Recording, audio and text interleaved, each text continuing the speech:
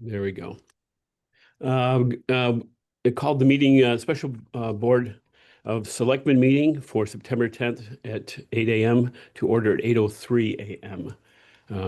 Welcome, everybody. So we'll get right to it so we don't keep everybody waiting. We have in discussion with the planning and zoning folks and with Ty, right after we met the other day, they had their cannabis subcommittee meeting, and they requested that we change some of our wording to include to define the retail aspect of what we're looking to do. I'm pulling that down right now. Okay. Let me see where that went. Here we go. So I sent, I'm sorry. I think you all saw that. Hopefully you all saw that, where the change was made to include retail after all other cannabis establishments. It played the word retail between cannabis and establishments, define the sections 21A-424 and so on. And I included in the email to you all, I think it was the different aspects of the cannabis regulation. Excuse me, sections the 420, 21A, 424, 19, and 38, which I'll define what we were trying to say in that ordinance. So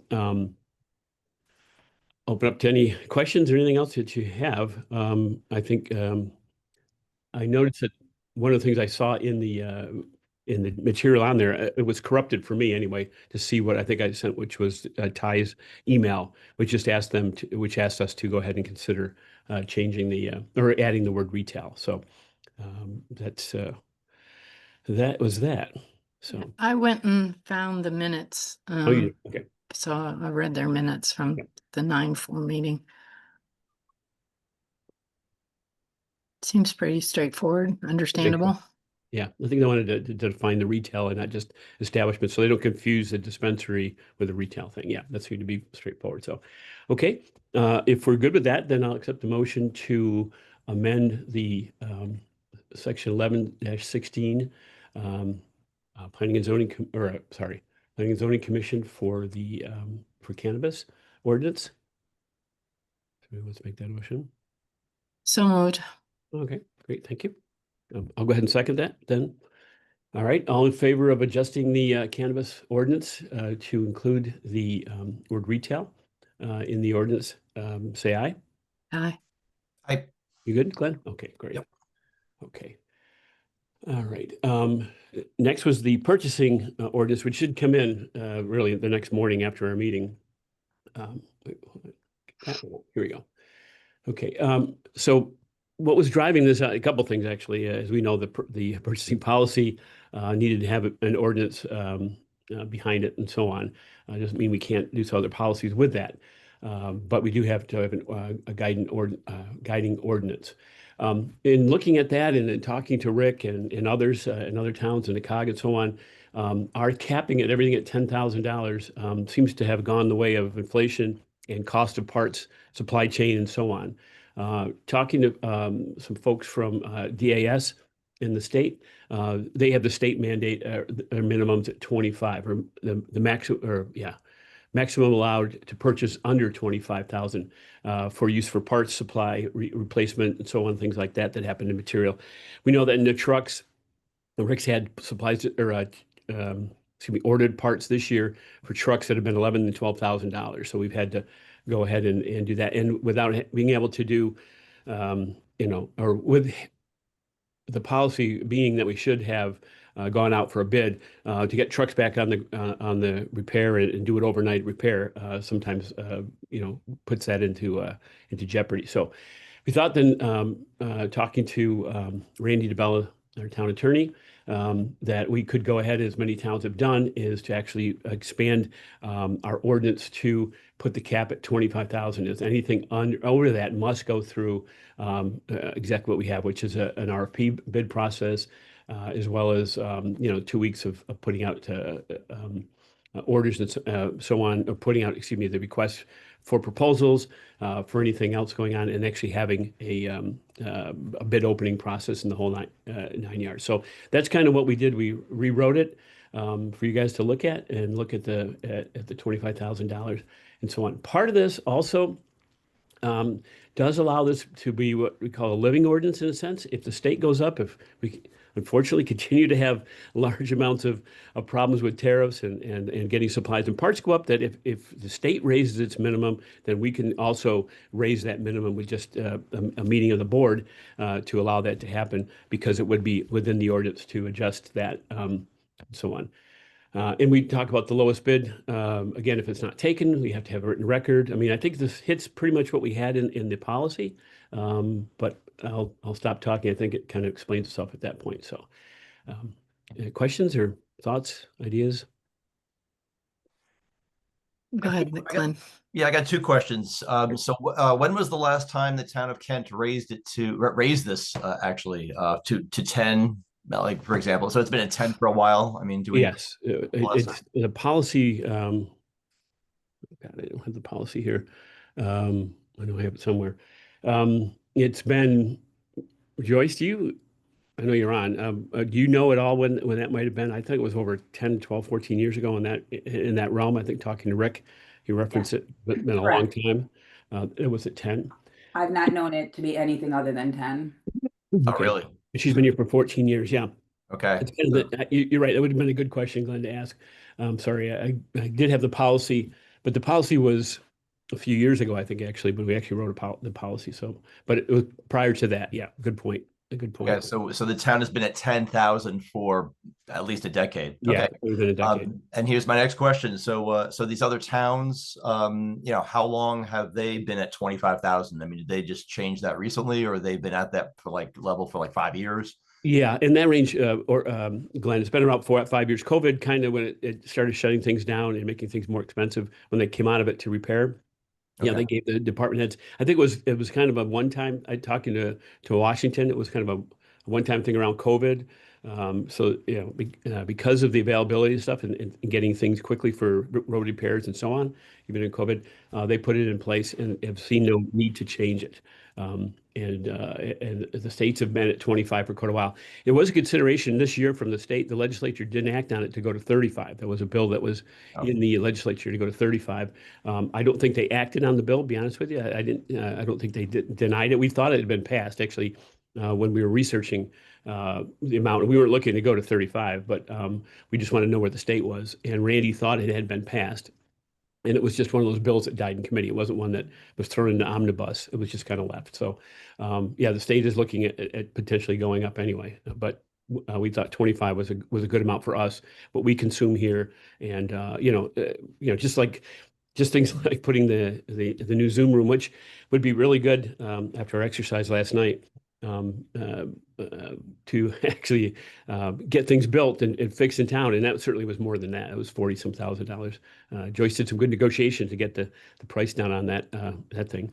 But so things like that are going to, any kind of major repairs are going to be in the realm of where we're going to have an RFP. And it makes sense to have that process for big things. But small stuff that comes in here, things that we have in the budget that the department heads have discretion, and I'll use town hall for once. Windows in town hall are going to be, a large amount. We'll go to an RFP for that. Rugs might not be quite that much, but we'll have to see how that would give us flexibility to be able to do projects, move it along. And of course, because of the board looks at pretty much every project that we do within a capital project as well as the budget, the operating budget, we certainly will know what the departments are doing, and we have the accounting and the auditing at the end anyway. So we do have oversight, and we do have a process to make sure that department heads do follow all the rules and regs that the ordinance states. So, Marty, that's one of my questions.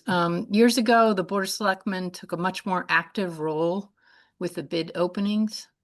They were public affairs, and it was a Board of Selectmen meeting when a bid was opened. So I wondered why that got changed, and I think we need to consider whether or not bid openings should be public and whether or not the board needs to be part of that process, because in recent years, the board has not been part of the bid opening process. and you had asked that question, I think, Rick, of one of the bid openings we just did. They are open to public. Mostly probably, I think we don't really go out and say bid opening will this day, but it is on our purchasing part of the website. The board, the one time that I saw, the two times I've been into the bid process here, it always occurred during the day. And having a board meeting for that, to me, it seemed a bit cumbersome. If we knew it was actually going out, we were aware of the purchase and so on. It's up to the board to decide if they really want it to replace or place themselves back into that process. It could consider, well, I don't know how much it's actually going to be to have the bid opening, but there's nothing in this ordinance that says that the board of selectmen can't be there or shouldn't be there. It doesn't, if it's not said, we can do it. Really, maybe that's the policy of a board. That doesn't really affect the bid itself. It affects how we wanted to operate it. So I think we could do a policy if you wanted to do that, Lynn, if you thought that was important. I just think, I don't know when it stopped, to be honest with you. But I know that the two we had were like 10 o'clock in the morning. And I went to the one because I was here. The other one, I think the first one, I just wanted to see the process. And so I poked my head in. It was one of the paving bids that Rick had. So that's really the decision of the board. If you guys feel that you want to try to be there, at least have the option to be there, to be aware of the bid, the date and time of the bid, and see. Most of them, I think, are during the day. I don't know if they were during like evening times or whatever. When the board used to appear for them before. Do you remember, Lynn? There's been, a whole variety. Sometimes they're in the morning. The Board of Selectmen used to meet regularly at like 4:30. So, I feel like the board is separated from this process. That it doesn't feel like we're part of this process at all. You say that we're notified and we're not really notified. There's a public notification perhaps on the website when there's bids available, when there's RFPs that are going out, but we're not notified. And I think that there's references to the board in this ordinance. So I think that there needs to be a greater communication with the Board of Selectmen so that we are not missing things that are happening. Again, yeah, it's just Even if the board decides not to have bid openings, we still need to be aware of what are the RFPs, what's going out to bid, what's the process, the selection process, and who ultimately is selected for those bids. I just think it's good practice for us to be notified of these things. Well, I have I have a opposite thing. I think that it gets back to the board setting the policy, the overall budget, looking at the projects, the big projects in capital plans, over 25,000 that we do put in capital planning. That kind of, I think, drove a little bit of the amount itself. At that point, then I think it's back to the first selectman and certainly the board to be aware of, and that can be fixed. But having the board get involved with the operations. To me is a bit different than what I think the role of the CEO for selectmen is. But like I said, if the board decides that they wanted to go in that direction, then they certainly could set a policy. But this ordinance says in the 1, 2, 3, 4, 5th paragraph, it says, services shall be procured by way of competitive bidding, by which the board shall invite potential vendors to submit sealed bids. So it's the board that's inviting that. It's not an individual department. It's referencing the board, and that board is the Board of Selectmen. Yeah, okay.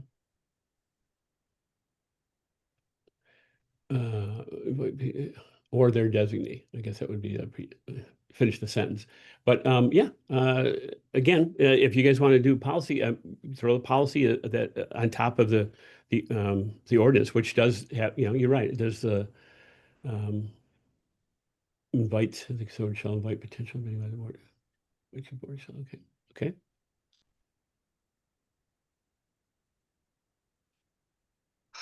Yeah, I mean, I just, yeah.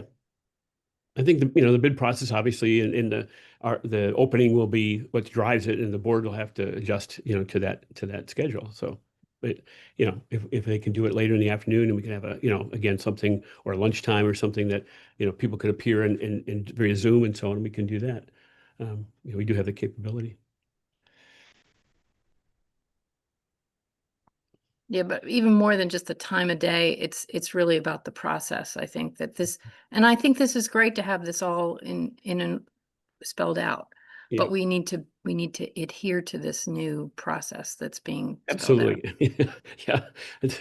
It's silly for us to spend all this time that we're doing trying to write the right and then not follow it. I Right. agree with you on that one, Lynn. Yeah. And that's why I think we're trying to, at least all of us are trying to keep these ordinances squared away and get rules on the books that we all know what they are and can access them and follow it. Yeah. So, yeah. Yeah, if we wanted to do a policy, we could do a policy on that. But I think the ordinance, again, you're right, does refer to the board consistently in here.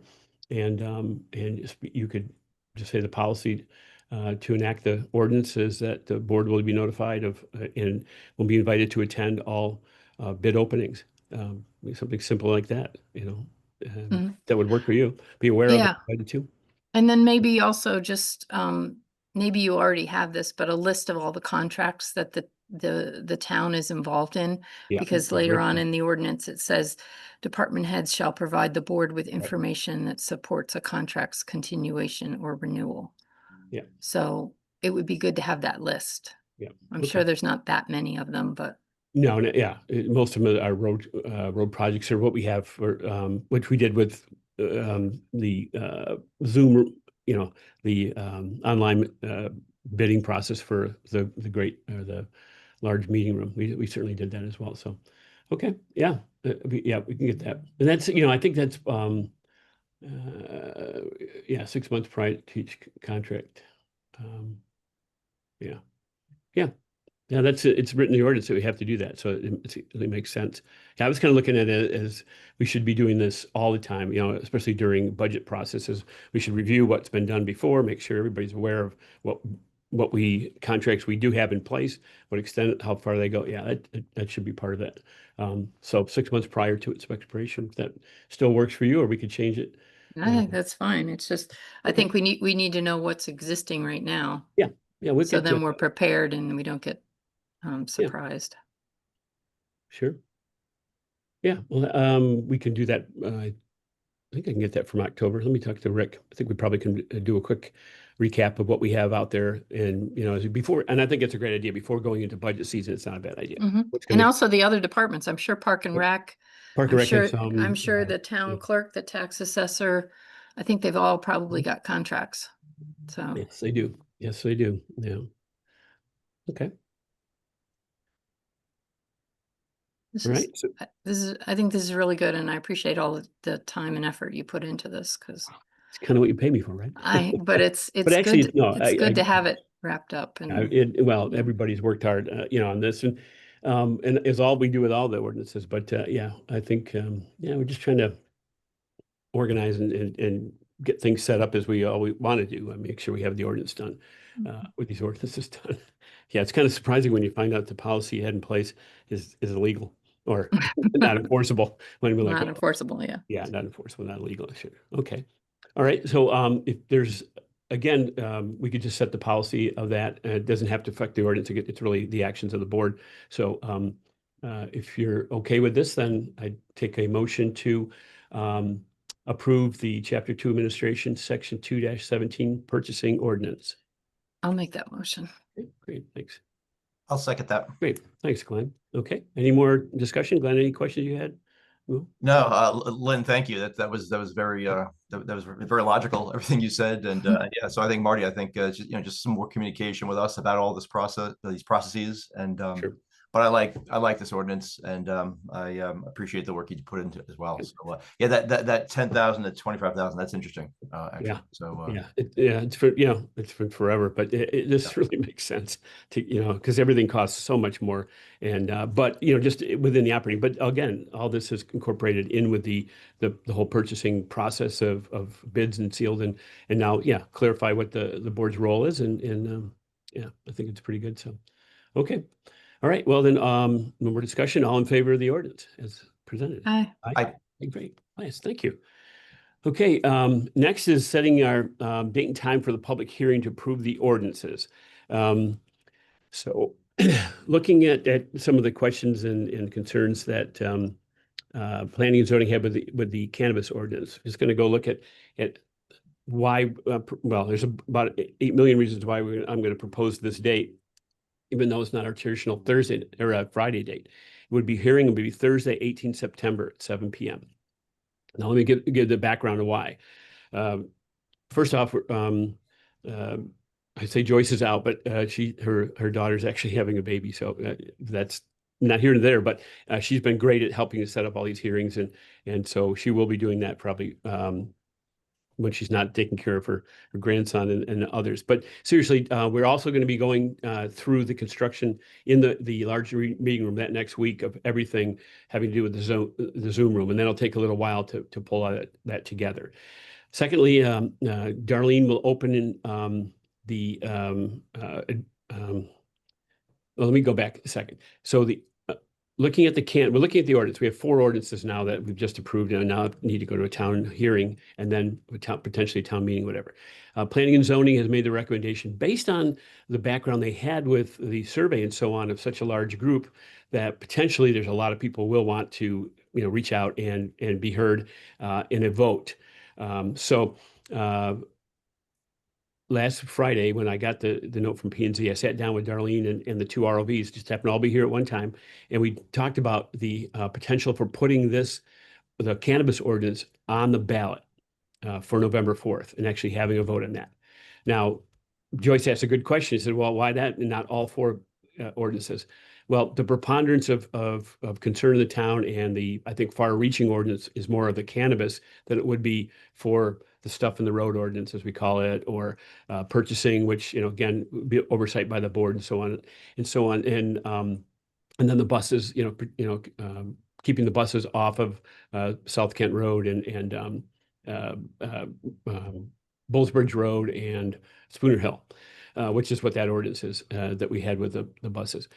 I think that those 3 we can handle in a town meeting. We're not going to have 200 and some people potentially showing up for that, just based on our experience. But we still would allow a town meeting for that. That would allow us to break off the cannabis one, like we did with Lake Warma, put not to a referendum, but since we have a vote coming up in November, the state will allow us to put that on the ballot. But we have to have it in by the 19th. So we have to have had the board's action on setting a town meeting date as well, and then establishing what it goes on that town meeting, just like we did with the fire marshal ordinances. We sent that to a town meeting, and we had the referendum for the Lake Warmuck. So this is a similar situation. We're just going to in my mind, recommend breaking the cannabis out after the cannabis subcommittee met and talking to Ty and talking to others. That instead of trying to organize something in Kent Center School or the community house for 200 some people, plus that might want to, have their vote heard on the cannabis, I think it's a lot better to do that. Also, it allows the cannabis ordinance to go to the people, both the electors, those that we're voting for the positions that are up for re-election this year, as well as the ordinance, cannabis ordinance, and those that are $1,000 or more of grand list, who also were voted but wouldn't be voting on the elector or the candidates. We can still run that election simultaneously. The state allows that. So we just give you a different ballot. If if you only own property but you're not a voter here, you would get a cannabis only ballot, and the others would get the one with the ballot with the question on it, as well as all the positions up for election. That would allow us to do it, but we have to have it in by the 19th. We have to have established the question for the ballot. And as Darlene said, we go into early voting right after that, the next week. Early voting starts, I think, I don't think it's the 20th, that's October, but we need to have the month before and so on. So all the dates kind of come up. So we'd like to look at the 19th. That wouldn't work because of the date to file everything. We can get it all done on the 18th and be able to file everything on the 19th with the town clerk. It would be a valid town meeting, and our meeting would be immediately afterwards. We'd set up the Board of Selectmen special meeting for immediately upon the termination of the hearing, we'll convene a special meeting. So we can write that up that way. That allows us to have that flexibility, set the question, and then set the town meeting as well, and then pull the cannabis ordinance out, like we did with the last one. We have to at least have a town meeting or a hearing to be able to do that. Kind of like what we did again with the cannabis. So that's the date for this 18th September. And just to follow on, within a 2-week time limit to have the town meeting, it would be again Thursday, the 2nd of October would be that the town meeting date on that one.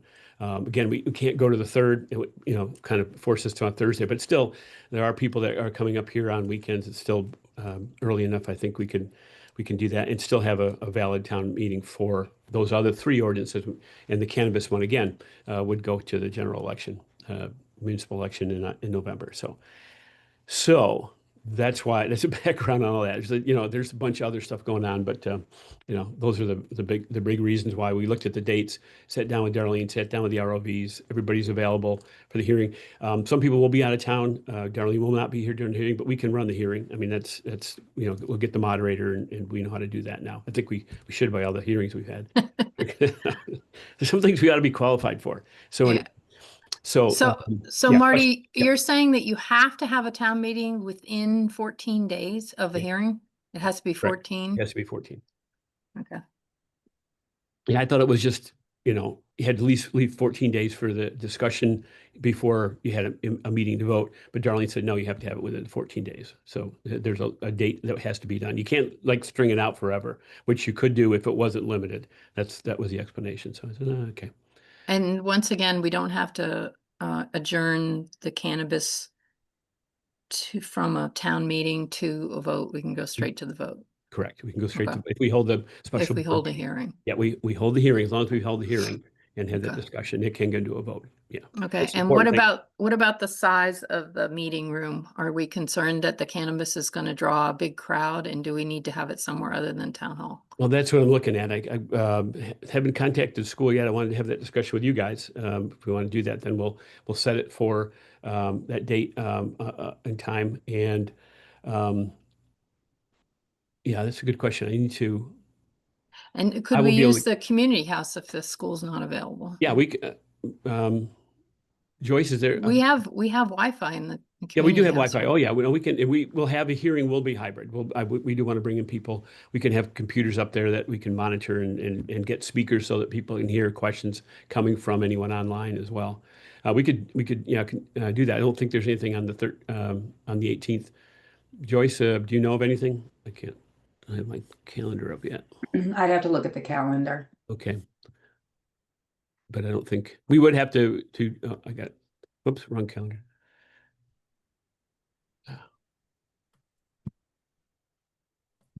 We have to set the time, date, and place, correct? We can't just say we're gonna have it 7 o'clock on the 18th and not tell anybody where. It's kind of, Yeah. yeah. There's others that would do that. That's not us. All right, let me just see if I have anything. Oh, Well, maybe we set it for the town hall, and then if can we do that? Joyce, do you know if we're allowed to do that?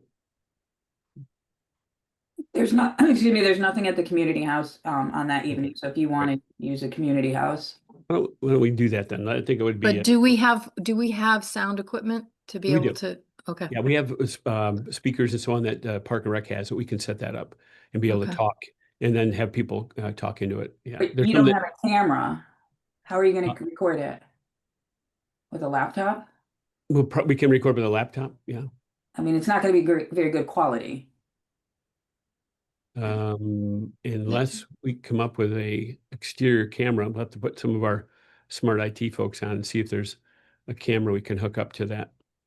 And maybe we could move those microphones over from the town hall. Darlene's got her They're hand all up. fixed. It's all fixed into that. But Back. they unplug. Yeah. Well, we'll see. They might work. You're right. I just don't know where I could control them. I guess maybe just open up with the computer. We'll take a look at it. Yeah, that's okay. That might not be a bad idea, Lynn, if we can make it work. But I'll look at Tim and Matt are really good with what peripherals we can put in. If we could put in a camera, put on a tripod, and put it up on the stage, that'd be great. If that'll work, we should be able to find something. Darlene's got her hand up. Oh, Darlene, yes, I'm sorry. I just kind of, to counterbalance the conversation, just knowing that it's a hearing, there is no voting. The overflow of individuals could be put into the town clerk's office with a Seriously, with a laptop? computer, laptop, they could be put upstairs with a laptop and still have the same benefit of interaction in the meeting. I Mhm. don't know in volume, because it is gonna be accessible via Zoom, that Oh, that's true. individuals, Yeah. number wise, I think Good point. you're gonna logistically go through a lot to potentially not have the physical turnout that maybe you're actually trying to respond to. Mhm. And the overflow of individuals, as long as they have access, and that is via statutory, that you are providing them access to the meeting. Yeah. So Yeah, great. just a Good thought, point. rather than changing location and Yeah. then trying to go through the whole revamping of audio and video and all of that. So Yeah. That's a good thought, Darlene. Thank you. Yeah, yeah, excellent. Okay. Yeah, right. We could do that. Yeah, we can have it at town hall then, and everywhere in town hall, we can have cameras and or laptops set up, for anybody that has overflow that wants to be here in the building or at home. You're right. Good point. Okay. All right. And then So just, you guys, if I could just say this too, I've got dorm duty that night, so we're adjourning to a special meeting. I can join via Zoom. Yep. Is this correct? Okay. Sure, absolutely. I'll have to do that night. So Okay. Okay. Yeah, but as soon as well, you can do that. I can actually physically be in the room from 7 to 7:30, but then I have to leave. So Yeah, no, so understand. No, no, it's like any other meeting. We're doing Zoom now. sure. We'll have Yep. it as hybrid. Yeah, so we can do it for whatever. So. Okay. All right. Well, then accept a motion to set the hearing on the 4 ordinances for Thursday, 18 September at 7 p.m. in Town Hall. So moved. Should we list the ordinances? I was just going to do that. Thank you. Yeah, I just had them up. Oh, sorry. Here we go. Here we go. Will be the 4 ordinance will be placement of materials in public right of way. Second ordinance will be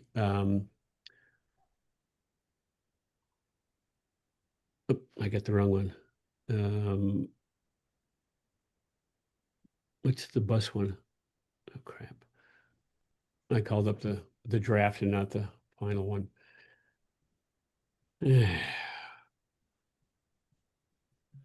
Hold on. The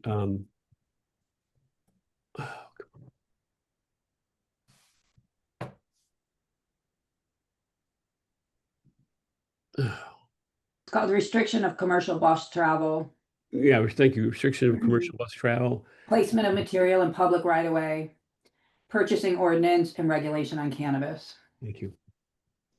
Thanks, Thank you. Joyce. Thank you. Yeah, I had pulled up the wrong one. Oh, get away. Okay, as described, the 4 ordinances, then all right, hearing on the 4 ordinances as described for Thursday, 18 September at 7 p.m. in Town Hall, in Kent Town Hall. And that will be hybrid. Yeah, it will be a hybrid meeting. Okay.